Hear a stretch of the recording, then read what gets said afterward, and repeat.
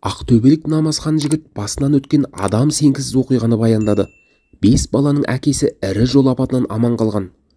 Ажалдан ғажайыптың күшімен аман қалған тұрғынның сөзінше, оқиға болған күні жолдас жігіттің джип маркалы көлігін мініп, Ембіден қалаға қарай жолға шыққан. Жол көк тайғақ, оның үстіне бұршақ араласқан қар жауып тұрды. Кеш қарайған шақ алдың әрең көрінеді. Жол бойында балалы әйел қолын көтеріп тұр екен. Көлік біреудің аманаты болғандықтан оларды ала алмадым. Ұзамай алдымда қол көтеріп тұрған тағы 2 жолаушыны көрдім. Қарт кісілер екен.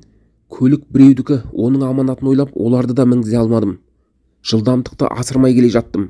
Қалаға жетпей жол бойында көлігім шыр айналды. Қас қағым сәтте көлігімнің неше рет айналғанын білмеймін. Белдікті тақпай отырған едім. Денемнің сол кезде темірге соғылмаған жері қалмады деген намазхан жігіт жаналғыш періштені қалай көргенін айтты. Сенесіз бе? Сол кезде жаналғыш періштені көрдім. Ол сондай үлкен болды. Оның қасында көлік кішкентай қорап секілді болып қалды. Дәл қасымнан дем алғаны сезіп тұрдым. Алғашында тілім калимаға келмей жатты. Сүрелерді оқып тілімді калимаға келтірдім. Бір сәтке кеудемнен жаным шығып кеткендей. Сол кездегі жағдайды сөзбен айтып жеткізу мүмкін емес. Көліктің ішінде жатқан денемді көріп тұрдым. Тозақты ойлап қорқып жатырмын.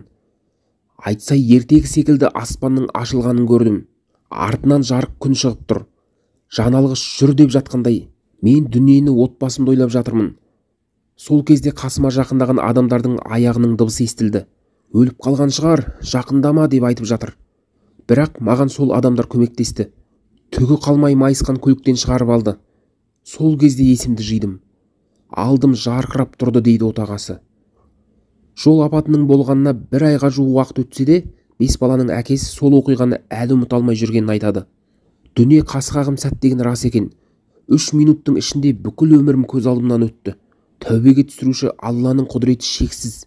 Мен артық ештеңе айта алмаймын. Жолда кездескен адамдарды мінгізгенімде олар аман қалмас еді. Сол оқиғаны әлі ұмыта алар емеспін дейді намазхан ер адам.